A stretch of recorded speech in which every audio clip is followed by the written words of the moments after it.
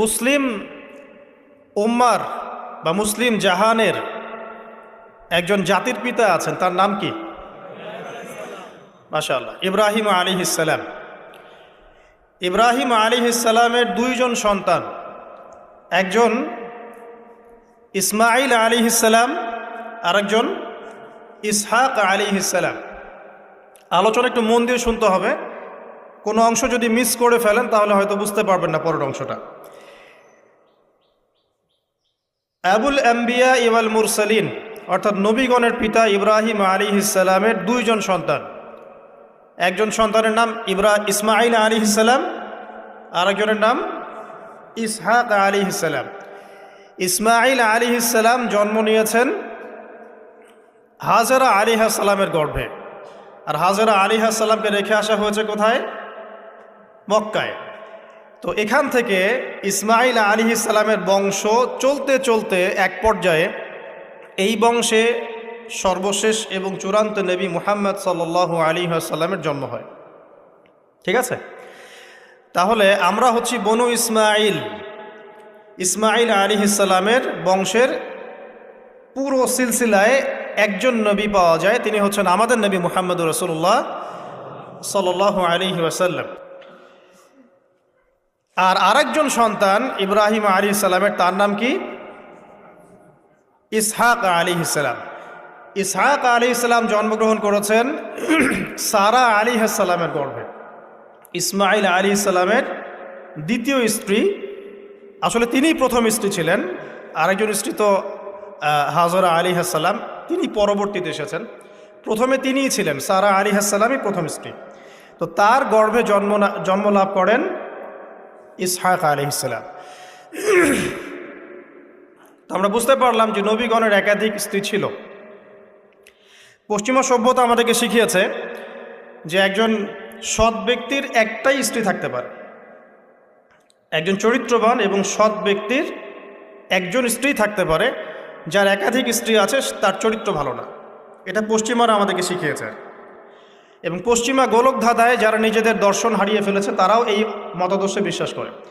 তবে তারা এটা বিশ্বাস করে যে একজন স্ত্রী থাকলেও একাধিক মেয়ের সাথে শারীরিক সম্পর্ক রাখা ভালো। আর ইসলাম বিশ্বাস করে যে যদি কারোর সাথে শারীরিক সম্পর্ক রাখতেই হয় তাকে স্ত্রীর মর্যাদা দিতে হবে। তো যাই হোক, ইব্রাহিম আলাইহিস সালামের দুইজন স্ত্রী ছিলেন। সারা আলাইহিস সালামের গর্ভে ইসহাক আলাইহিস সালাম জন্মলাভ করেন, এবং সেটা অনেক দেরিতে, অনেক বয়স হওয়ার পরে, বার্ধক্যে উপনীত হওয়ার পরে। তো ইসহাক আলাইহিস সালামের ছেলের নাম হচ্ছে ইয়াকুব আলাইহিস সালাম, তারা থাকতেন শামে। আর ইসমাইল আলাইহিস সালাম তারা থাকতেন মক্কায়। দুইটা জায়গা আপনি চিনতে পারছেন, আরেকটা হচ্ছে মক্কা। মক্কা ইসমাইল আলাইহিস সালাম, যার সিলসিলায় মুহাম্মদ সাল্লাল্লাহু আলাইহি ওয়াসাল্লাম, আমরা যার উম্মত। আর ওই যে শাম দেশ, সিরিয়া, জর্ডান, লেবানন, এই জায়গাটাকে বলা হয় শাম। ইসহাক আলাইহিস সালাম যিনি সারা আলাইহিস সালামের গর্ভে জন্ম নিয়েছেন। ঠিক আছে, ওকে। এবার ইসহাক আলাইহিস সালামের পরবর্তী জেনারেশন, তার নাম হচ্ছে ইয়াকুব আলাইহিস সালাম। আর ইয়াকুব আলাইহিস সালামের আরেকটা নাম হচ্ছে ইসরাইল। কি নাম? ইসরাইল। এই কারণে ইয়াকুব আলাইহিস সালামের বংশধরদেরকে বলা হয় বনু ইসরাইল। এবার বুঝতে পারছেন বনু ইসরাইল কাদেরকে বলা হয়? আচ্ছা, এখন এই ইয়াকুব আলাইহিস সালামের অনেক সন্তান ছিলেন। সূরা ইউসুফ পড়ে দেখেন, 11-12 জন পুত্র সন্তান ছিলেন, বা 13 জনের কথা এসেছে, আরও থাকতে পারে, আল্লাহু আলাম। এখানে এতটুকু এসেছে। ইউসুফ আলাইহিস সালাম তার একজন সন্তান, ঠিক আছে, যাকে তার ভাইরা কুয়ায় ফেলে দেয়। ঠিক আছে, কুয়ার থেকে ইউসুফ আলাইহিস সালাম চলে গেলেন মিশরের রাজার বাসায়। এটা তো পড়েছেন। আচ্ছা, আমি কিন্তু ডিটেলস বলতে পারবো না খুতবায়, শুধু লাইনগুলো টাচ করছি। কুয়া থেকে চলে গেলেন, ভাইদের ষড়যন্ত্রে কুয়ায় তিনি পড়লেন, তাকদিরের এভাবেই তাকদির লেখা ছিল। তারপরে সেখান থেকে মিশরের রাজার বাসায়, ঠিক আছে, সেখান থেকে সেই যে রাজার স্ত্রী তাকে আহ্বান করলো, তিনি বললেন যে মাআয আল্লাহ, আমি আল্লাহকে ভয় করি। এরপর সেখান থেকে জেলখানায় বিনা অপরাধে তিনি 12 বছর জেল খাটলেন। আর সেখান থেকে তিনি বের হয়ে আবার যখন আসলেন তখন মিশরের কি প্রায় খাদ্যমন্ত্রী বলা যায়। মিশরের বড় একটা পলিটিক্যাল পদ আল্লাহ পাক তাকে দিলেন। ঠিক আছে, তাহলে মিশরে কিভাবে বনু ইসরাইল আসলো? ইউসুফ আলাইহিস সালামের মাধ্যমে। ঠিক আছে, ইউসুফ আলাইহিস সালামের মাধ্যমে মিশরে বনু ইসরাইলের আগমন হলো। এর আগ পর্যন্ত বনু ইসরাইল থাকতো ওই যে প্যালেস্টাইনে। এখন ইউসুফ আলাইহিস সালামের শাসনামল যতদিন ছিল ততদিন পর্যন্ত বনু ইসরাইল মিশরে খুব ভালোভাবেই জীবনযাপন করত। কিন্তু যখন তার যুগটা চলে গেল তখন সেখানে ফেরাউনদের যুগ আসলো। কাদের যুগ? ফেরাউনদের যুগ। আর ফেরাউন শব্দের অর্থ হচ্ছে এটা একটা রাষ্ট্রীয় পদ, যেমন প্রেসিডেন্ট, প্রাইম মিনিস্টার এমন পদ আছে।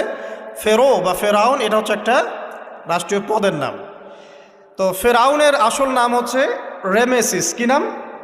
রেমেসিস। রেমেসিস 1, রেমেসিস 2 এরকম করে নাম থাকে আর কি। আর যে ফেরাউনের মমিটা আমরা পেয়েছি তারও একটা নাম আছে। তার নাম হচ্ছে, আমি এনসাইক্লোপিডিয়া ব্রিটানিকা থেকে এটা পেয়েছি, তার নাম হচ্ছে মনেপ্তাহ। যে ফেরাউনের মমিটা আমরা পেয়েছি এর নাম হচ্ছে মনেপ্তাহ। তার মূল নাম, তাকে রেমেসিস বলা হতো, আর তার টাইটেল হচ্ছে ফেরো বা ফেরাউন। ঠিক আছে, এখন এই ফেরাউনদের সময় ইউসুফ আলাইহিস সালামের রেখে যাওয়া সেই যে বনু ইসরাইল, এরা আর উন্নত জীবনযাপন করতে পারলো না। তাদের উপর জুলুম নির্যাতন শুরু হতে লাগলো।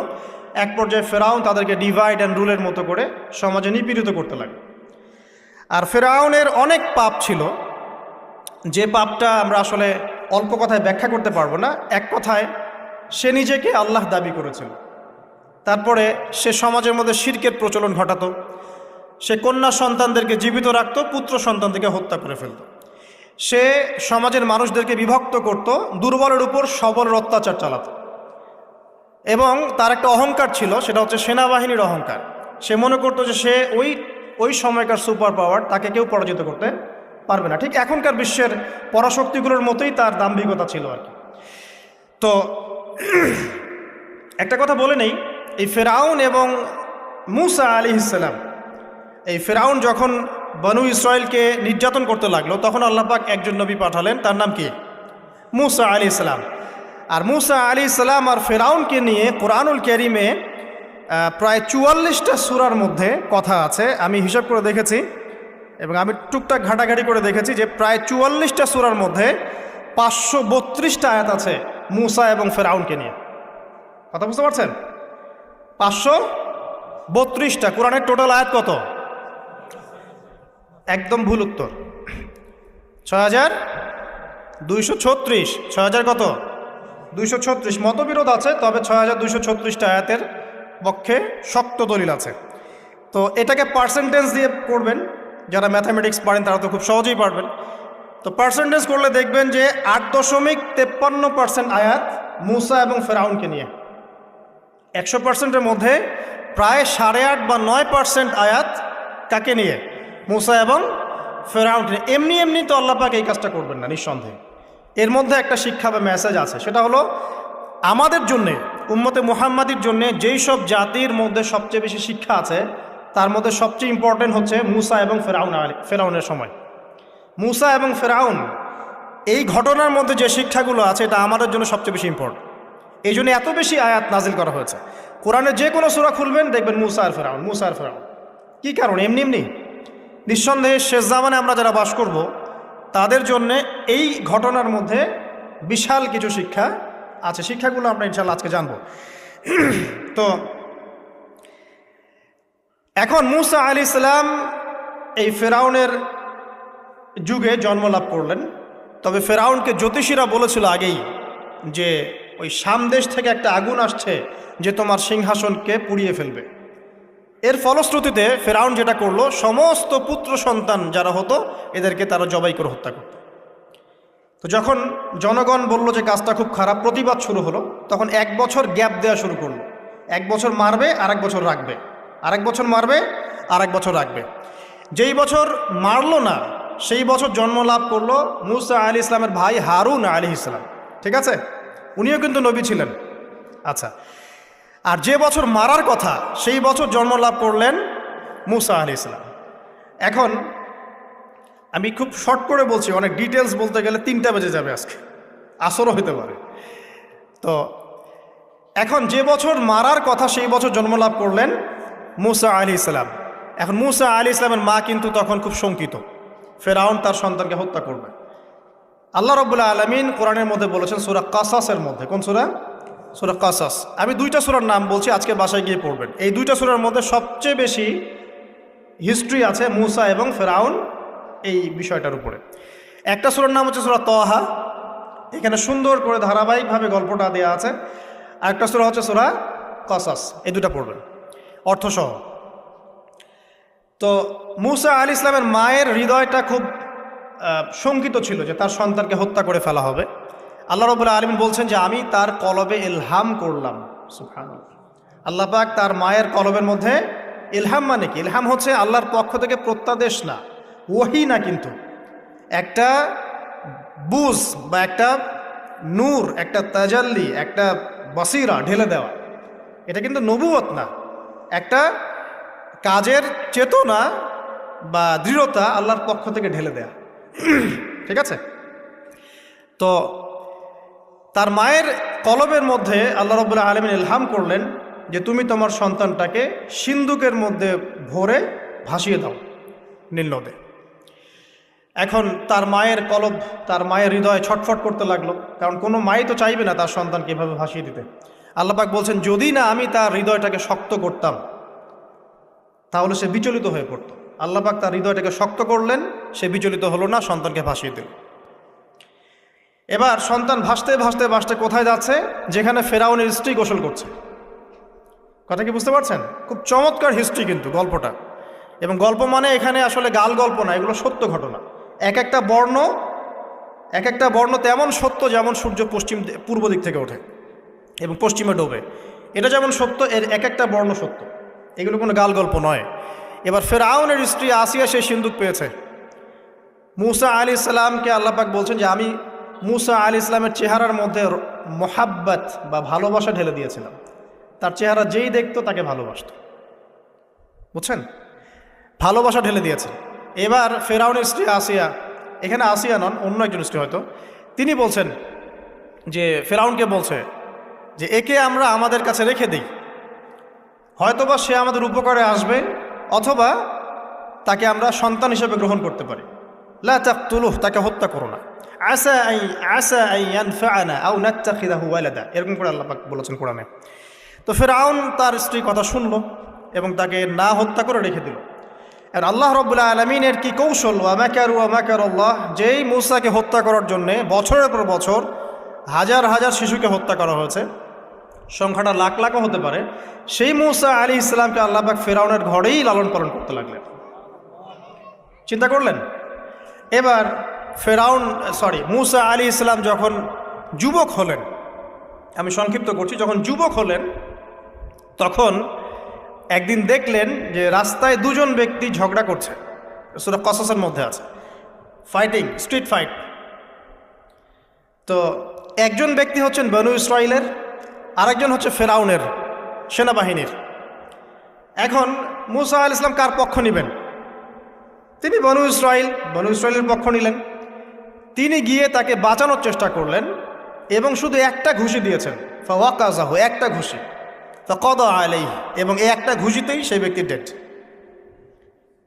এটা কোরআনে আছে সূরা কসসে। তার মানে কোরআন দলিল দিচ্ছে যে মানুষের বডিতে এমন এমন পার্টস আছে, এমন এমন জায়গা আছে যেখানে একটা ঘুষি মারলেও মানুষ মারা যেতে পারে। কি বুঝলেন? যারা মার্শাল আর্ট শিখেছেন বা শিখছেন তারা এটা আরও ভালো বুঝবেন। মানুষের এই বডিতে এমন অনেকগুলো জায়গা আছে, 7টা বা 8টা বা 10টার মতো, যেখানে একটা ঘুষি দিলেও মানুষ মরতে পারে। সো ভালো কিছু শিখেন, শিখলে ঠিক আছে। টিকটক প্রজন্ম না হয়ে আর এই মোবাইলে লুডো না খেলে ভালো কিছু শেখেন, ইনশাআল্লাহ কাজে দিবে। আত্মরক্ষা শেখা খারাপ? আচ্ছা, তো তবে দাড়ি টুপি নিয়ে শিখতে যান না, সমস্যায় পড়তে পারেন। তো এখন একটা ঘুষিতে সেই ব্যক্তি মারা গেল। তারপরের দিন আবার দেখা গেল যে ওই ব্যক্তি যাকে তিনি বাঁচিয়েছেন সেই ব্যক্তি আর আরেকজন সেনাবাহিনীর সদস্য আবার মারামারি করছে। এবার মূসা আলাইহিস সালাম বললেন যে তুমি তো একটা বোকা মানুষ। এবার সে আবার চড়াও হতে শুরু করলো মূসা আলাইহিস সালাম, কিন্তু এবার একজন ব্যক্তি এসে তাকে বললেন যে গতকাল তুমি কিন্তু একজনকে হত্যা করেছো এক ঘুষিতে, আজকে আবার তুমি এই কাজ করতে যাচ্ছ। তুমি তো এখানে স্বৈরাচারের মতো আচরণ করছো মুসা। মুসা আলাইহিস সালাম তখন আল্লাহর কাছে ক্ষমা চাইলেন, আল্লাহর কাছে ক্ষমা চাইলেন, বললেন ইন্নাহু হাযা মিন আমালিশ শাইতান, এটা তো শয়তানের মতো কাজ, শয়তানের কাজ হয়ে গেল। রব্বিক ফিরলি, আল্লাহ আমাকে মাফ করে দিন। ফাগফার আল্লাহ, আল্লাহ পাক বলছেন আমি তাকে মাফ করে দিলাম। তিনি তো ইচ্ছাকৃতভাবে করেন নাই, করেছেন আনইনটেনশনালি, এটা হয়ে গেছে। কিন্তু এখন ফেরাউন মুসা আলাইহিস সালামকে ধাওয়া করতে শুরু করলো, কারণ অ্যাক্সিডেন্টলি হয়ে গেছে। এখন মুসা আলাইহিস সালামকে এক ব্যক্তি এসে বলল তুমি এখান থেকে তাড়াতাড়ি পালাও, এই মিশরে থাকলে ফেরাউন তোমাকে ধরে এখন শাস্তি দিবে। এখন মুসা আলাইহিস সালাম বাধ্য হয়ে মিশর থেকে চলে যাচ্ছেন কোথায়? মাদিয়ান। কোন জায়গা? মাদিয়ান। এটাও আরবের মধ্যে একটা জায়গা, যেই জায়গার নবী হচ্ছেন শুআইব আলাইহিস সালাম। কি নাম? আচ্ছা, এবার শুআইব আলাইহিস সালামের সেই কওমে মুসা আলাইহিস সালাম গেলেন, না খাবার আছে, না পানি, না কাপড়, কিছুই নাই, একদম রিক্ত হস্ত। সেখানে গিয়ে তিনি দেখলেন যে এমনই একটা জলাশয়, হয়তোবা আল্লাহ ভালো জানেন, সেই জলাশয়ের কাছে কিছু মানুষ পানি পান করাচ্ছে গবাদি পশুদেরকে। আমি কি বুঝাতে পারছি? আচ্ছা, তো দূরে দুজন মেয়ে দাঁড়িয়ে আছে, এই দুজন মেয়ে অনেকক্ষণ থেকে দাঁড়িয়ে আছে, তারা পানি পান করাতে পারছে না। মুসা আলাইহিস সালাম অনেকক্ষণ থেকে অবজার্ভ করছেন যে মেয়ে দুটো পানি পান করাতে পারছে না গবাদি পশুদেরকে। তিনি প্রথমে একটু অস্বস্তি বোধ করলেন, তারপরে আবার গেলেন তাদের কাছে, গিয়ে বললেন কি সমস্যা। তখন সেই মেয়েরা বলল যতক্ষণ পর্যন্ত আমার কওমের লোকেরা এখান থেকে সরে যায় না ততক্ষণ আমরা পানি পান করাতে পারি না, কারণ আমরা দুর্বল, মেয়ে মানুষকে টাইম দিচ্ছেন আর কি। আর এদিকে আমাদের বাবা অত্যন্ত বৃদ্ধ মানুষ, বাসায় পড়ে আছেন একা। তখন মুসা আলাইহিস সালাম যুবক ছিলেন এবং তিনি কিন্তু শক্তিশালী ছিলেন, কওয়িউন আমিন, বিশ্বস্ত এবং শক্তিশালী। ওই যে এক ঘুষিতে মানুষ মারা মানুষ, কি মনে করছেন? তো তিনি এবার ওই গবাদি পশুদেরকে নিয়ে এসে পানি পান করালেন। পানি পান করিয়ে তিনি একটা গাছের ছায়ায় গিয়ে বসলেন। এই প্রত্যেকটা কথা কিন্তু কোরআনে আছে, প্রতিটা কথাই। সূরা কসস পড়েন, সূরা তাহা পড়েন। গাছের ছায়ায় বসে তিনি একটা দোয়া করছেন, এবার হাত উঁচু করে দোয়া করছেন, রব্বি, হে আমার প্রতিপালক, ইন্নী লিমা আনজালতা ইলাইয়া মিন খায়রিন ফাকির, হে আল্লাহ, আপনি আমার প্রতি যে রহমত বা যে করুণা বর্ষণ করবেন এর জন্য আমি ফকির হয়ে বসে আছি। দোয়ার ভাষাটা শুনছেন? আল্লাহ, আপনি আমার প্রতি যে করুণা বর্ষণ করবেন আমি এর জন্য ফকির হয়ে বসে আছি। তো প্রত্যেকটা নেক কাজ করার পরে এরকম দোয়া করা সুন্নত, দোয়া কবুল হয়ে যাবে ইনশাআল্লাহ। দোয়া সাথে সাথে কবুল হয়ে গেল। এখন ওই দুইজন মেয়ের মধ্যে একজন মেয়ে হেঁটে হেঁটে আসছে। ওই মেয়ে কিভাবে হেঁটে এসেছে সেটাও কোরআন বলেছে, কিভাবে হেঁটে এসেছে সেটাও কোরআনে বলেছে সূরা কসাসের মধ্যে। সূরা কসাসে আল্লাহ পাক বলছেন ওই দুইজন মেয়ের মধ্যে একজন হেঁটে হেঁটে আসলো লাজুক পায়ে। কেমন পায়ে? লাজুক পায়ে। যেই চলাফেরা আপনি এখনকার মেয়েদের মধ্যে দেখতে পারবেন না। এখনকার মেয়েদের হাঁটার মধ্যে লজ্জা আছে, লজ্জাশীলতার সাথে লাজুক ভঙ্গিতে সেই মেয়ে হেঁটে হেঁটে আসলো। আল্লাহ পাক সেই কথাটাও কোরআনে বলেছেন। এখনকার যে পশ্চিমা সংস্কৃতির অনুকরণ করে যে মেয়েরা, এদের মধ্যে আপনি এই ভাবটা পাবেন। তাদের হাঁটা দেখলে আপনি মনে হবে লজ্জা আছে ভিতরে কোনো। এই বিষয়টা নিয়ে খুব ভাবছিলাম। দেখেন সূরা আরাফের মধ্যে আল্লাহ পাক বলেছেন যে শয়তান তোমাদের পিতা এবং মাতাকে জান্নাত থেকে বের করে দিয়েছে, তোমরা শয়তান সম্পর্কে সতর্ক থেকো। যখন জান্নাত থেকে বের হয়ে যাবেন তার আগে যখন তারা ওই যে গাছের কাছে গিয়েছেন, সর্বপ্রথম যে ঘটনা ঘটেছে সেটা হলো গায়ের কাপড় খুলে গেছে। আমি কথা বুঝতে পারছেন না? ওই ফলের কাছে যাওয়ার পর সর্বপ্রথম যে ঘটনা ঘটেছে জান্নাতে, নিজেদের গায়ের কাপড় খুলে গিয়েছে। এরপরে গাছের ছাল এবং গাছের যে বড় বড় পাতা জান্নাতের, এগুলো দিয়ে তারা লজ্জাস্থান ঢাকা শুরু করেছিলেন। এটাও কোরআনে আছে। এখন আল্লাহ পাক যখন নামিয়ে দিচ্ছেন দুনিয়াতে, আদম সন্তানদেরকে আল্লাহ পাক বলছেন যে তোমরা শয়তান সম্পর্কে সতর্ক থেকো, শয়তান কিন্তু তোমাদের পিতা মাতার কাপড় খুলে নিয়েছিল। কথা বুঝতে পারছেন? এখন খেয়াল করে দেখেন যে কাপড় খুলে নেওয়া দরকার হচ্ছে না, মানুষ অটোমেটিক কাপড় খুলে দিচ্ছে। কথা কি বুঝতে পারছেন? মনে করে একটা এক্সাম্পল দেই, আল্লাহ না করুক, ধরে এই মাঠের মধ্যে 1 লক্ষ মানুষকে জড়ো করে এই মাঝখানে শহীদ মিনারের কাছে যদি আপনাকে কেউ জোর করে 10 জন মানুষ ধরে কাপড় খুলতে চায়, আপনার কেমন লাগবে? চিন্তা করেন, পুরুষ হিসেবে চিন্তা করেন, মহিলা কথা বাদ দেন। আপনি তো পুরুষ, আমাদের কি ভালো লাগবে? আমাদেরকে যদি বলে যে মেরে ফেলবো অথবা কাপড় খুলতে হবে, কোনটা নিবা? আপনি বলবেন হয়তো মারে ফেল, তাও ভালো, তাই না? তাহলে ওই মানুষদের কথা চিন্তা করেন যারা ইচ্ছায় স্বেচ্ছায় লক্ষ লক্ষ মানুষের সামনে কাপড় খুলে ফেলছে, কেউ বাধ্য করছে না। কোনোভাবেই কেউ বাধ্য করছে না, নিজের ইচ্ছায় পুরুষ না নারী কাপড় খুলে ফেলছে। মিউজিক ইন্ডাস্ট্রি বলেন, ফিল্ম ইন্ডাস্ট্রি বলেন, এই যে এখনকার যে শোজগুলো বলেন, হাওয়ায় তো মারতেছে দেশ এখন, তাই না? তো এই যে বিষয়গুলো দেখছেন, গেট আপ, ড্রেস কোড, মানুষ কি এটাকে জোর করে খুলে নিয়েছে গা থেকে? ইচ্ছা করে খুলে দিয়েছে। তাহলে এদের অবস্থান চিন্তা করেন যে এদেরকে কার সাথে তুলনা করবেন আপনি এখন? যদি বলেন পশুর সাথে, আমি বলবো তুলনা ঠিক হয়নি, কারণ কোনো পশুও নগ্ন চলে না। চলে? কোনো পশু নগ্ন চলে না। তুলনা একটা জাতির সাথে করতে পারেন। ওই যে ব্রাজিলের আমাজন জঙ্গল আছে, ওখানে দেখবেন যারা সমাজ থেকে টোটালি ডিটাচড, জানে না কাপড় কেমন করে পরতে হয়, সভ্যতা কি, সংস্কৃতি কি, ন্যায় কোনটা অন্যায় কোনটা, ওদের গেট আপগুলো দেখবেন, এদের গেট আপগুলো দেখবেন সেম। তাহলে এদের আদর্শ কোথায়? আল্লাহ পাক সূরা আরাফে বলছেন, শয়তান থেকে সতর্ক থেকো, তোমাদের পিতা মাতার কিন্তু তারা কাপড় খুলে ফেলেছিল শয়তান, তোমাদের কাপড় যেন শয়তান খুলতে না পারে, আল্লাহ পাক সতর্ক করেছেন। আর এখন আপনি খেয়াল করে দেখবেন, জোর করে না, স্বেচ্ছায় মানুষ কাপড় খুলে ফেলছে, এবং তারা পুরুষ না নারী। তো যে জায়গায় আসছিলাম, ওই মেয়ের হেঁটে আসাটা আল্লাহ রাব্বুল আলামিন ব্যাখ্যা করেছেন। সেই মেয়ে, দুইজন মেয়ের একজন মেয়ে হেঁটে হেঁটে আসছে মূসা আলাইহিস সালামের কাছে লাজুক ভঙ্গিতে, লজ্জায় মুখ নত করে, লজ্জাশীলতার সাথে এসে বলছেন যে আমার বাবা আপনাকে ডাকছে। তার বাবাকে? শুআয়ব আলাইহিস সালাম, আমার বাবা আপনাকে ডাকছে। এবার তিনি গেলেন শুআয়ব আলাইহিস সালামের কাছে, গিয়ে তার কিসসা বা কাহিনীটা বললেন। শুআয়ব আলাইহিস সালামও কিন্তু একজন নবী এবং জবরদস্ত নবী। বলে রাখি, শুআয়ব আলাইহিস সালামের কওম সর্বপ্রথম সেই কওম যাকে ভূমিকম্প দিয়ে ধ্বংস করা হয়েছিল। সর্বপ্রথম পৃথিবীতে ভূমিকম্প দিয়ে যে কওমকে ধ্বংস করে দেওয়া হয়েছে সেটা হচ্ছে শুআয়ব আলাইহিস সালামের কওম। আর তিনটা বড় বড় ভূমিকম্প আমাদের সামনে অপেক্ষা করছে শেষ জামানায়। তিনটা হবেই, একটা পৃথিবীর পশ্চিম দিকে, একটা পৃথিবীর পূর্ব দিকে। আর পূর্ব দিক বলতে কিন্তু আমাদের দিক, Indonesia, Malaysia, Bangladesh, Pakistan, Sri Lanka, India, এই পুরো জায়গা হচ্ছে পূর্ব দিক। আর পশ্চিমা সভ্যতা তো বোঝেন পশ্চিম কোন দিকে। আর একটা হবে পৃথিবীর মাঝখানে। মাঝখান কোনটা? এই যে জাজিরাতুল আরব, এখানে একটা হবে। এটা হবেই, কোনো বিজ্ঞানী ঠেকাতে পারবে না। তো শুআয়ব আলাইহিস সালামের কওম সেই কওম যাকে ভূমিকম্প দিয়ে ধ্বংস করা হয়েছিল। তো এখন মূসা আলাইহিস সালাম তার কাছে গিয়ে তার ঘটনাগুলো বললেন। শুআয়ব আলাইহিস সালাম তাকে বললেন, ঠিক আছে, আমার মেয়ের একটা দাবি, আমার মেয়ে বলেছে যে তুমি হচ্ছ বিশ্বস্ত এবং শক্তিশালী, তোমাকে যেন আমি আমার কাজে নিয়োগ করি। আসলে মেয়ে বাবাকে ইঙ্গিতে একটা মানে মনের ভাব ব্যক্ত করেছে আর কি। তখন তার বাবা সেই ভাবটা বুঝতে পেরেছেন। তিনি বলেছেন, ঠিক আছে, আমি আমার এই মেয়ের সাথে তোমাকে বিয়ে দিব। শর্ত কি? শর্ত হচ্ছে তোমাকে 8 বছর আমার এখানে কাজ করতে হবে। 8 বছর, কত বছর?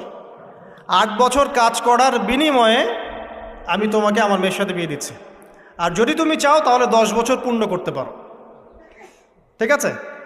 তো মূসা আলাইহিস সালাম বলেন, ঠিক আছে, আমাদের মাঝে আল্লাহ পাক সাক্ষী হিসেবে যথেষ্ট। এবার সেখানে মূসা আলাইহিস সালাম তার সংসার শুরু করলেন। 10 বছর অতিবাহিত হলো। তারপরে এখন মিশরে ফিরে যাওয়ার পালা। মূসা আলাইহিস সালাম তার স্ত্রীকে নিয়ে কোথায় যাচ্ছেন এখন? মিশর, তার হোম টাউন। ঠিক আছে, মাদারল্যান্ড। কিন্তু যাত্রা পথে তুয়া উপত্যকায় বিভিন্ন কিতাবে এসেছে তার স্ত্রীর প্রসব বেদনা শুরু হয়। তখন তিনি আগুন তালাশ করতে থাকেন। আগুন তালাশ করতে করতে আস্তে আস্তে তিনি এমন একটা জায়গার দিকে চলে যান, তুয়া উপত্যকায়, যেখানে দেখেন যে গাছের উপর আগুন জ্বলছে। এবং তখন আগুনকে ফলো করতে করতে হঠাৎ তিনি এক গায়েবী আওয়াজ শুনতে পান। আওয়াজটা হচ্ছে এমন, আমি একটু পড়ে শোনাই। আওয়াজটা হচ্ছে এমন যে, ইন্নী আনা রব্বুক ফাখলা'না আলাইক ইন্নাকা বিল ওয়াদিল মুকদ্দাসি তুয়া। এই আওয়াজটা আল্লাহ পাকের। কার আওয়াজ? সুবহানাল্লাহ। আল্লাহ পাক মূসা আলাইহিস সালামের সাথে কথা বলছেন এই জায়গায়। আল্লাহ পাক বলছেন, নিশ্চয়ই আমি তোমার রব, তোমার জুতা খুলে ফেলো, কারণ তুমি একটা পবিত্র উপত্যকায় আছো। চিন্তা করতে পারেন? ওয়া আনা ইখতারতুকা, এবং আমি তোমাকে বাছাই করেছি হে মূসা, ফাসতামি লিমা ইউহা, তুমি খুব মনোযোগ দিয়ে শোনো, আমি তোমার কাছে যা ওহী করছি এটা মনোযোগ দিয়ে শোনো। ইন্নানি আনা আল্লাহ, নিশ্চয়ই আমি আল্লাহ। আল্লাহ বলছেন, ইন্নানি আনা আল্লাহ, নিশ্চয়ই আমি আল্লাহ। লা ইলাহা ইল্লা আনা, আল্লাহ বলছেন আমি ছাড়া কোনো ইলাহ নেই। ফা'বুদনি, আমার ইবাদত করো। ওয়া আকিমিস সালাতা লিযিকরি, আমার স্মরণের জন্য সালাত কায়েম করো। ইন্না সাআতা লাআতিয়াতুন, নিশ্চয়ই কিয়ামত অবশ্যই আসবে। আকাদু উখফিহা, আমি এটাকে গোপন রেখেছি। লিতুজজা কুল্লু নাফসিন বিমা তাসআ, যাতে করে প্রত্যেক নফসকে তার প্রতিদান দেয়া যায়। ফালা ইয়াসুদ্দান্নাকা আনহা মান লা ইউমিনু বিহা ওয়াত্তাবা'a হাওয়াহু ফাতারদা, যারা প্রবৃত্তির অনুসরণ করে তারা যেন তোমাকে এই বিষয়টার প্রতি ঈমান আনা থেকে দূরে রাখতে না পারে। আল্লাহ পাক এই পর্যন্ত বললেন। এরপর আল্লাহ বলছেন ওয়ামা তিলকা বিয়ামিনিকা ইয়া মূসা, মূসা তোমার ডান হাতে এটা কি? মূসা আলাইহিস সালাম বলছেন যে ক্বালা হিয়া আসায়া, এটা আমার লাঠি। তার সাথে কি ছিল? একটা লাঠি। আতাওয়াক্কাউ আলাইহা ওয়া আহুশু বিহা আলা গনামি ওয়া লিয়া ফিহা মাআরিব উখরা, এই লাঠি দিয়ে আমি গাছের ডাল ছাটি, গবাদি পশুদেরকে চড়াই, এছাড়া আমি আমার বিভিন্ন কাজে লাঠি ব্যবহার করি। আল্লাহ পাক বলছেন ক্বালা আলকিহা ইয়া মূসা, মূসা এটা নিক্ষেপ করো দেখি, হাত থেকে ছুঁড়ে মারো। মূসা আলাইহিস সালাম ছুঁড়ে মারলেন। ফাআলকাহা, তিনি ছুঁড়ে মারলেন। ফাইদা হিয়া হাইয়াতুন তাসআ, সাথে সাথে লাঠিটা ছোটাছুটি শুরু করলো সাপের মতো। অন্য সূরায় আছে এই দৃশ্য দেখার সাথে সাথে মূসা আলাইহিস সালাম উল্টা দিকে দৌড় দিয়েছিলেন। স্বাভাবিক, ভয় পাওয়া স্বাভাবিক। তো তখন আল্লাহ পাক বলেছিলেন যে তুমি ভয় পেও না, আমার কাছে নবীগণ ভয় পায় না।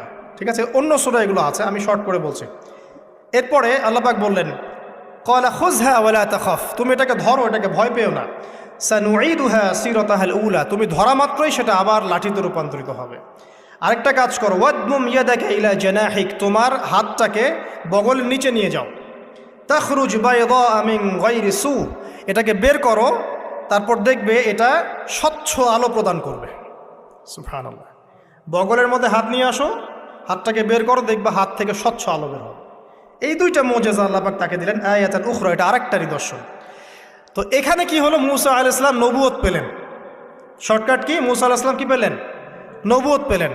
নবুয়ত পাওয়ার সাথে সাথে আল্লাহ পাক তাকে দুটো মুজিজা দিলেন, একটা হচ্ছে লাঠি, আর একটা কি? হাত বগল থেকে বের করলেই কি হবে? আলো বের হয়ে যাবে। এবার তার ডিউটি কি?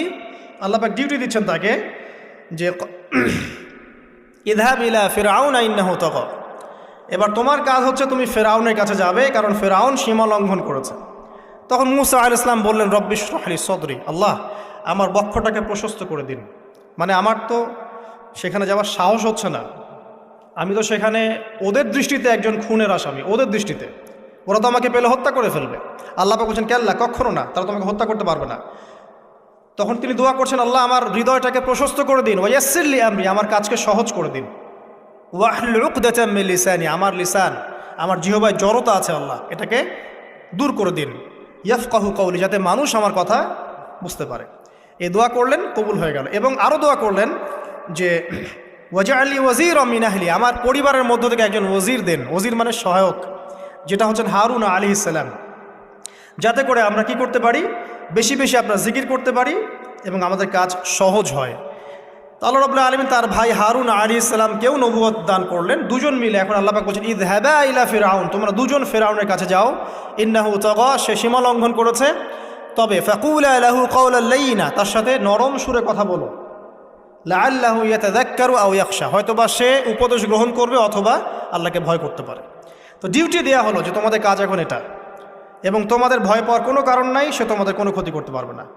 তার কাছে যাও, মুজিজা দেখাও, আল্লাহর দিকে দাওয়াত দাও, লা ইলাহা ইল্লাল্লাহ। যদি সে দাওয়াত কবুল করে আলহামদুলিল্লাহ, যদি না করে তাহলে আমি আল্লাহ তার জন্যে। এবার শর্ট করে নিয়ে আসি, মূসা আলাইহিস সালাম সেখানে গেলেন, যাওয়ার পরে ফেরাউনকে দাওয়াত দিলেন। তো ফেরাউন বলছে ক্বালা ওয়ামার রব্বুকুম ইয়া মূসা, কোন রবের কথা বলছো? তো মূসা আলাইহিস সালাম ব্যাখ্যা করলেন আমি সেই রবের কথা বলছি যে রব আসমান সৃষ্টি করেছেন, জমিন সৃষ্টি করেছেন, যেভাবে তাওহীদের দাওয়াত দিতে হয় সব দিলেন। এরপরেও ফেরাউন সেটা গ্রহণ করলো না। তখন মূসা আলাইহিস সালাম বললেন যদি আমি তোমাকে কোনো বড় নিদর্শন দেখাই তারপরেও কি বিশ্বাস করবে না? তখন ফেরাউন বলল যে দেখাও দেখি। তখন তিনি লাঠি ছুঁড়ে মারলেন, সাপ হয়ে গেল। এই দৃশ্য থেকে ফেরাউনের পরিবারের সবাই ভয় পেয়েছিল, কিন্তু পলিটিক্যাল স্বার্থে ফেরাউন বলেছিল যে সে একজন বড় জাদুকর, জনগণকে তো বোঝাতে হবে কিছু, নিজে ভয় পেলেও জনগণকে তো কিছু বোঝাতে হবে। সে জনগণকে বলছে আসলে সে একজন বড় জাদুকর, সে চাচ্ছে তোমাদের ন্যাশনের মধ্যে ফাটল সৃষ্টি করতে। তো এখন কি করা যাবে? পরামর্শ করা হলো, তার কাছের কিছু মানুষ থাকে না, তার মন্ত্রী পরিষদ যারা শয়তানিতে পিএইচডি করেছিল আর কি, তার ওকে পরামর্শ দিল যে একটা কাজ করা যাক, একটা বড় ময়দানে যাওয়া যাক, সেখানে আমরা বড় বড় জাদুকরদেরকে ডাকবো, এখানে একটা জাদুর ব্যাটল হবে, মোনাজারা হবে জাদুর। সব বড় বড় জাদুকরকে ডাকা হলো মিশরের। এবং বলে রাখি যে জাদুবিদ্যা কিন্তু সত্য, সুলাইমান আলাইহিস সালামের সময় থেকে এটা চলে আসছে। হারুত এবং মারুত ফেরেশতাকে কিন্তু এর মধ্য দিয়ে পরীক্ষা করা হয়েছে মানব জাতিকে। যাই হোক, তো জাদু থেকে বাঁচার জন্য কোরআন এবং সুন্নাহর যে দোয়া কালামগুলো আছে এগুলো নিয়মিত পড়বেন ইনশাআল্লাহ। আল্লাহ পাক আমাদেরকে হেফাজত করুন, আমিন। তো আমি শর্ট করছি। তো এবার জাদুকররা একদিকে, মূসা আলাইহিস সালাম একদিকে। তো মূসা আলাইহিস সালামকে তারা বলছে তুমি আগে ছুঁড়ে মারবেন, আমরা ছুঁড়ে মারবো। মূসা আলাইহিস সালাম বলছে বাল আলকু, তোমরা ছুঁড়ে মারো। তখন তারা যখন তাদের লাঠিগুলো ছুঁড়ে মারলো, এগুলো সাপ হয়ে গেল। এটা কি চোখের ভেলকিবাজি ছিল? আল্লাহ পাক এই জাদুটাকে বলেছেন কোরআনে সিহরুন আযীম, বড় একটা জাদু করেছিল তারা। মানে তারা জাদুবিদ্যায় খুব পারদর্শী ছিল। এখন যেমন সায়েন্সের যুগ, তখন কিন্তু জাদুবিদ্যার যুগ ছিল, ঠিক আছে? তো মূসা আলাইহিস সালাম তারপর কিছুটা ভয় পেয়ে গেলেন। আল্লাহ পাক বলেন তুমি ভয় পেও না, বরং তোমার লাঠি ছুঁড়ে মারো, ইন্নাকা আনতাল আ'লা, তুমি বিজয়ী হবে ইনশাআল্লাহ তাআলা। এরপর মূসা আলাইহিস সালাম লাঠি ছুঁড়ে মারার সাথে সাথেই তার লাঠিটা যে সাপে রূপান্তরিত হলো, এই সাপটা বাকি সব সাপকে খেয়ে ফেললো। এই দৃশ্য দেখার সাথে সাথেই ওই জাদুকর যারা ছিল, সবচেয়ে বড় বড় জাদুকর, একটা সমাজে সবচেয়ে বড় বড় জাদুকর, সাথে সাথে মুসলিম হয়ে গেল। বললো যে ক্বাল আমান্না বিরব্বি হারুন ওয়া মূসা, আমরা মূসা এবং হারুনের রবের প্রতি ঈমান নিয়ে আসলাম। তখন ফিরআউন বলল যে ও আচ্ছা, তাহলে ইন্নাহু কাবীরুকুম আল্লামাকুমুস সিহর, তাহলে মূসাই হচ্ছে তোমাদের লিডার, যে তোমাদেরকে জাদু শিখিয়েছে। তাহলে পলিটিক্যাল লোকজনের কথাগুলো এরকমই হয়, সত্য কখনো স্বীকার করতে যাবে। তো যে তাহলে মূসাই মনে হয় তোমাদের চেয়ে বড় জাদুকর, তাহলে তোমাদের শাস্তি দিব এবার আমরা। কি শাস্তি? ওই যে শুলদণ্ড দিয়ে ডান দিকের হাত বাম দিকের পা কেটে ফেললো। চিন্তা করতে পারেন, একদিকের হাত একদিকের পা কেটে শুলদণ্ড দিয়ে ঝুলিয়ে রাখলো। তখন এই জাদুকররা এমন একটা কথা বলেছে যেটা পড়লে আমরা চোখ দিয়ে পানি পড়ে যায়। এই জাদুকররা বলেছিল যে তোমার যা ইচ্ছা তুমি তা করো, ফাকদি মা আনতা ক, তোমার যা মনে চায় তাই করো। কথাটা শুনছেন? ফাকদি মা আনতা ক, তোমার যা মনে চায় তাই করো।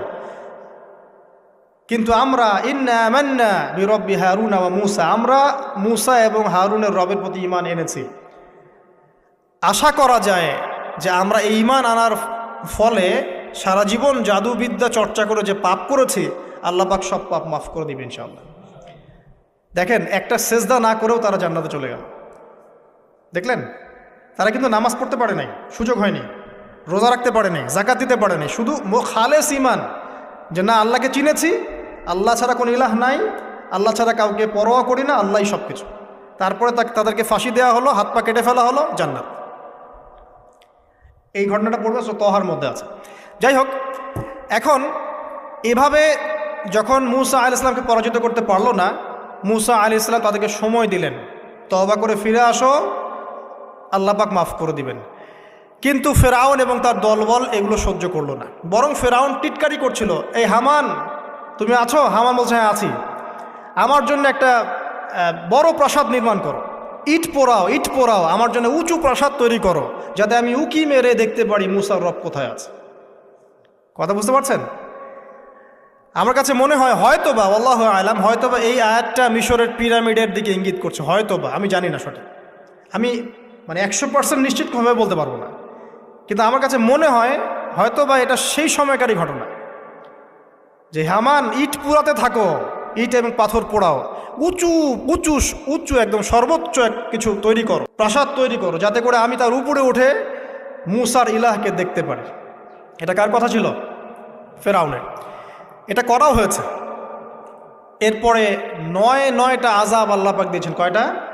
9টা। একবার সতর্ক করা হয়, যদি না শোনে আল্লাহ পাক আযাব দিলেন রক্তের, সমস্ত পানি রক্ত হয়ে গেল।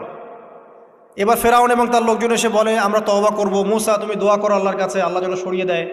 মূসা আলাইহিস সালাম দোয়া করেন, আযাব সরে যায়, তারা আবার নাফরমানি শুরু করে। কথা বুঝতে পারছেন? তারপরে আযাব আসলো ব্যাঙের, সবখানে ব্যাঙ দিয়ে ভর্তি। তারপরে আবার তওবা করার প্রত্যয় ব্যক্ত করলো, তওবা করলো না, আবার আযাব। এরপরে আযাব উকুনের, কিসের? উকুন। এভাবে একটা একটা করে আসতে থাকলো। এবার প্লেগ, তারপর ফড়িং, প্লেগ এমনভাবে এসেছিল যে একদিনেই 70,000 মানুষ মারা গেছে। তো এভাবে 9টা আযাব আল্লাহ পাক দিলেন, কিন্তু ফেরাউন কিছুতেই ঈমান আনলো না। এবার সবশেষ পালা। সর্বশেষে মূসা আলাইহিস সালাম বললেন যে বনু ইসরাইলকে আমার সাথে যেতে দিবা কিনা সেটা বল।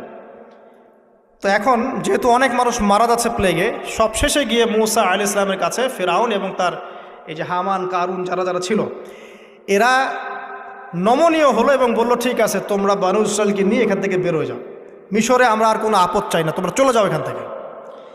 এবার যখন মূসা আলাইহিস সালাম এবং বনু ইসরাইল এখান থেকে বের হয়ে যাচ্ছেন, বলা হচ্ছে তাদের সংখ্যা ছিল প্রায় 30 লক্ষ, কেউ বলেছেন 40 লক্ষ। সংখ্যাটা ফ্যাক্ট না। বনু ইসরাইলের একটা বড় কম ছিল, 10 থেকে 20% মানুষ মিশরের বনু ইসরাইল ছিল। তারা এখন বের হয়ে যাচ্ছেন রাতের অন্ধকার শেষ হয়ে ফজরের সময়। ফেরাউনের মাথায় আবার শয়তানি চাপলো। সে বলল, না, এদেরকে যেতে দেওয়া যাবে না, যদি চলে যায় ওখানে গিয়ে যদি বিদ্রোহ করে আমাদের উপর হামলা করে। কি করণীয়? ফুল ফোর্স নিয়ে, তার যত সেনাবাহিনী ছিল সমস্ত সেনাবাহিনী নিয়ে ফেরাউন মূসা আলাইহিস সালাম এবং তার কওমকে ধাওয়া করা শুরু করলো পিছন থেকে। এবার মূসা আলাইহিস সালাম যাচ্ছেন, তার কওমকে সাথে নিয়ে, সামনে পড়ে গেল লোহিত সাগর। কোন সাগর? লোহিত সাগর। আর পিছনে ফেরাউনের বাহিনী। এরকম একটা অবস্থায় মূসা আলাইহিস সালামের কওমের কিছু মানুষ বলেছিল, ইন্না লামুদরাকুন, হে মূসা, আমরা তো ধরা পড়ে গেলাম, আমরা তখন যেতে পারবো না, সামনে সাগর, পিছনে ফেরাউন। এই সময় মূসা আলাইহিস সালাম একটা কথা বলেছিলেন, এই কথাটা যে বলতে পারবে বিপদের সময়, আল্লাহ পাক তার সাথে থাকবেন ইনশাআল্লাহ। মূসা আলাইহিস সালাম বলেছিলেন কাল্লা। ওইরকম একটা অবস্থা তিনি বলছেন কাল্লা, কখনো নয়। ইন্না রব্বি মাইয়া সাইয়াহদিন, আমার রব আমার সাথে আছেন, তিনি আমাকে পথ দেখাবেন। কথা বুঝতে পারছেন? ব্যাস, আল্লাহ পাকের সাহায্য নেমে আসলো। তিনি বললেন, লাঠি ছুঁড়ে মারো। লাঠি ছুঁড়ে মারার সাথে সাথেই একটা দুইটা না, 12টা রাস্তা হয়ে গেল, পানি ভেদ করে, সাগর ভেদ করে। আর এই 12টা রাস্তা দিয়ে, এটা কোনো গাল গল্প নয়, 12টা রাস্তা দিয়ে বনু ইসরাইলের 12টা দল চলে গেল, পার হয়ে গেল। আর ফেরাউন এটা অবাক হয়ে দেখছে। এক পর্যায়ে সেও সিদ্ধান্ত নিল যে আমিও আমার ফোর্স নিয়ে ধাওয়া করব। এই যে সে নামলো লোহিত সাগরের, সাথে সাথে পানি আবার আগের জায়গায়। এক মুহূর্তের মধ্যে, মানে এক দিনে পুরো ফেরাউন এবং ফেরাউনের যত সেনাবাহিনী আছে একদিনের মধ্যেই শেষ, পৃথিবী থেকে চিরবিদায়।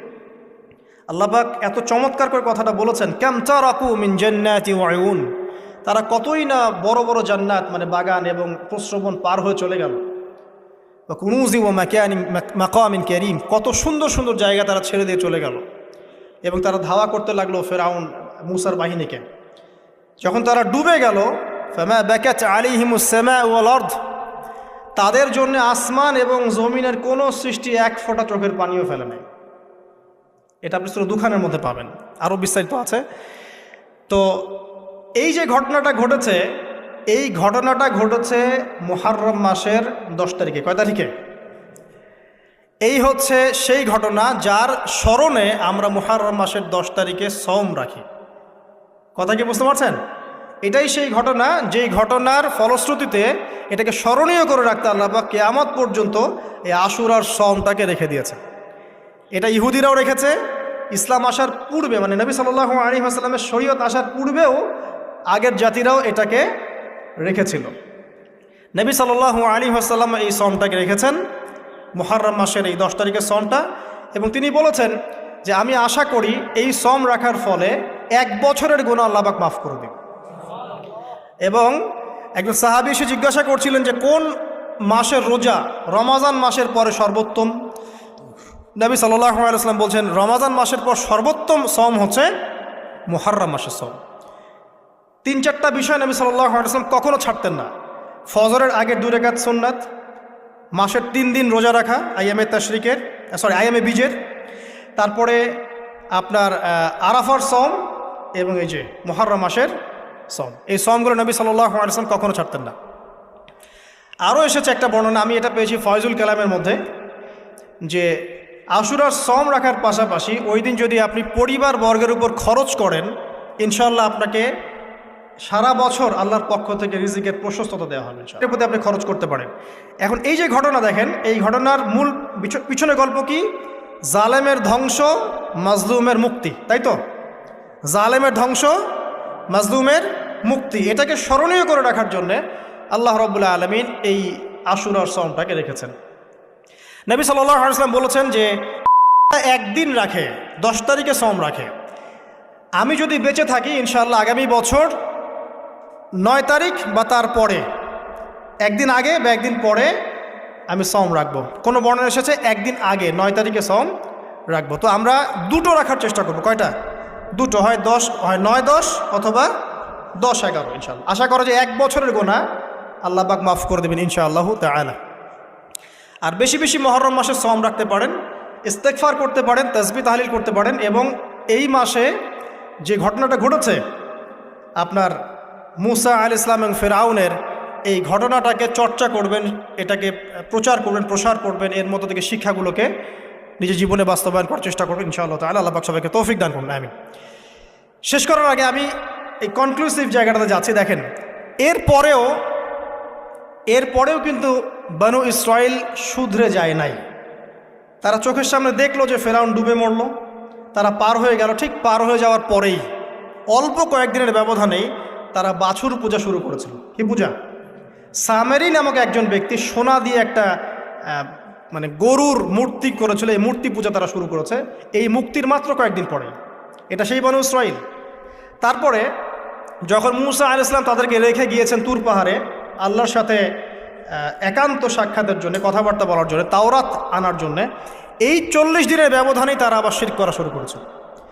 মুসা আলাইহিস সালাম সেই তাওরাত এনে দেখেছেন যে তারা পথভ্রষ্ট হয়ে গেছে এবং তিনি রাগে তাওরাত ছুঁড়ে মেরেছিলেন, এটাও কোরআনে আছে। এবং তার ভাই হারুন তার চুল এবং দাড়ি তিনি চেপে ধরেছিলেন, তোমাকে রেখে গেলাম, তুমি কি করলা? তখন হারুন আলাইহিস সালাম বলেছিলেন যে আমি আমার নিজের নফসের ভয় করছিলাম যে তারা আমাকে হত্যা করে ফেলতে পারে অথবা বনু ইসরাইলের মধ্যে বিভক্তি সৃষ্টি হতে পারে, এই জন্য আমি কিছু বলতে পারি, আমি মাজলুম ছিলাম। এই অল্প কয়েকদিনের মধ্যেই তারা শিরক করলো, তারা বাছুর পূজা করলো। আল্লাহ পাক তাদেরকে বললেন, তোমরা আমালিকা সম্প্রদায়ের বিরুদ্ধে যুদ্ধ করো। আমালিকা সম্প্রদায় প্রচণ্ড শক্তিশালী। তখন এই বনু ইসরাইল বলেছিল যে হে মুসা, ইযহাব আনতা ফাযহাব আনতা ওয়া রাব্বুকা ফাকাতিলা, হে মুসা তুমি যাও আর তোমার রব যাও গিয়ে যুদ্ধ করো। ওয়া ইন্না হাহুনা কাঈদুন, আমরা এখানে বসে থাকি। কে বলেছে এটা? এই বনু ইসরাইল, যাদেরকে আল্লাহ পাক এত বড় বিপদ থেকে মুক্তি দিয়েছেন। তারপরে তাদেরকে মান্না এবং সালোয়া খাওয়ার পাঠানো হচ্ছে, এই খাওয়ার পর্যন্ত তাদের ভালো লাগছে না। তারা বলছে হে মুসা আল্লাহকে বলো আল্লাহ যেন আমাদেরকে এই যে পেঁয়াজ, এই যে রসুন, ডাল, মসুর এগুলো উৎপন্ন করার তৌফিক দেয়। চিন্তা করতে পারেন এরকম। এরপরে তারা আবার বললো একদল মানুষ বনু ইসরাইলের, আল্লাহকে সামনে এনে হাজির করে দাও, না হলে বিশ্বাস করব না। তারপর এরকম 70 জন মানুষকে বাছাই করে মুসা আলাইহিস সালাম নিয়ে গেলেন তুর পাহাড়ে। আল্লাহ পাক ওদেরকে মৃত্যু দিয়েছেন, আবার জীবিত করেছেন। মানে এরপরে তারা এত বেশি সীমালঙ্ঘন করা শুরু করলো যে তারপর তারা আবার অধঃপতনের অতল তলে চলে গেল। কথা বুঝতে পারছেন? 40 বছর পর্যন্ত তিহ নামক জায়গায় খালি ঘুরতেই ছিল। সকালবেলা যাত্রা শুরু করে, সন্ধ্যায় থেকে আবার সে জায়গায় ফিরে আসছে। এভাবে 40 বছর। কতদিন? 40 বছর। তারপর মুসা আলাইহিস সালাম ইন্তেকাল করলেন এবং মুসা আলাইহিস সালামের কবর আমাদের নবী সাল্লাল্লাহু আলাইহি ওয়াসাল্লাম দেখিয়ে দিয়েছেন যে ওই যে লাল ডিবি দেখা যায়, ওই লাল ডিবির উপরে মুসা আলাইহিস সালামের কবর আছে।